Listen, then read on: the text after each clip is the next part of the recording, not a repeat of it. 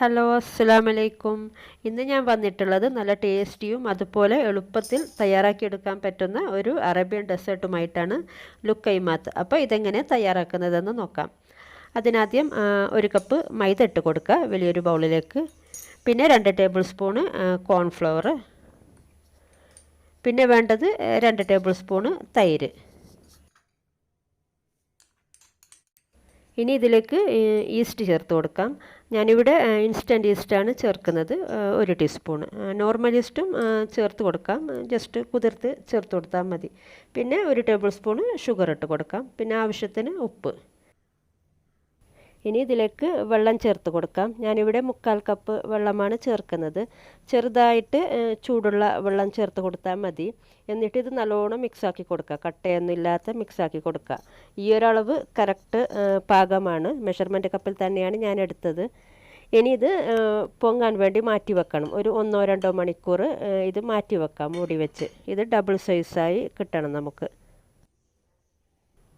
ഇനി ഇതിലേക്കുള്ള sugar syrup തയ്യാറാക്കാം.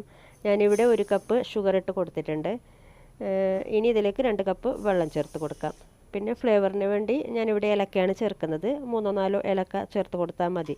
ഏലക്ക തന്നെ ചേർക്കണമെന്നില്ല, ഇഷ്ടമുള്ള ഫ്ലേവർ നമുക്ക് ചേർത്ത് കൊടുക്കാം. എന്നിട്ടിത് നന്നായി തിളപ്പിച്ചെടുക്കണം. ഒരു നൂൽപ്പരുവം ആ ഒരു പരുവത്തിലൊന്നും ആകണ്ട, നന്നായി തിളച്ച് കിട്ടിയാൽ മതി. പിന്നെ 1 ടേബിൾ സ്പൂണ് ലെമൺ ഡ്രോപ്സും കൂടെ ചേർത്ത് കൊടുക്കണം കേട്ടോ. ഇപ്പോൾ ഇത് നന്നായി തിളച്ചിട്ടുണ്ട്. ഇത് നമുക്ക് ഓഫാക്കി മാറ്റി വെക്കാം.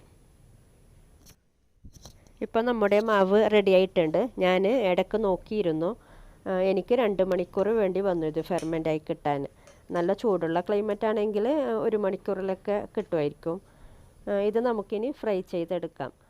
എണ്ണ നല്ല ചൂടായതിന് ശേഷം മീഡിയം ഫ്ലെയിമിലാക്കി വെച്ച് ഇങ്ങനെ ചെറുതായിട്ട് ഡ്രോപ്പാക്കി ഇട്ട് കൊടുക്കുക. സ്പൂണിൽ വേണേലും ഇട്ട് കൊടുക്കാം കേട്ടോ.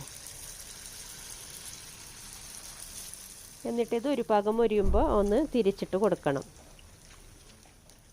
നമ്മൾ സാധാ ചെയ്യുന്ന പോലെ ചെറിയൊരു ലൈറ്റ് ബ്രൗൺ കളറാകുമ്പോൾ നമുക്കിത് ഇതിൽ നിന്ന് മാറ്റാം.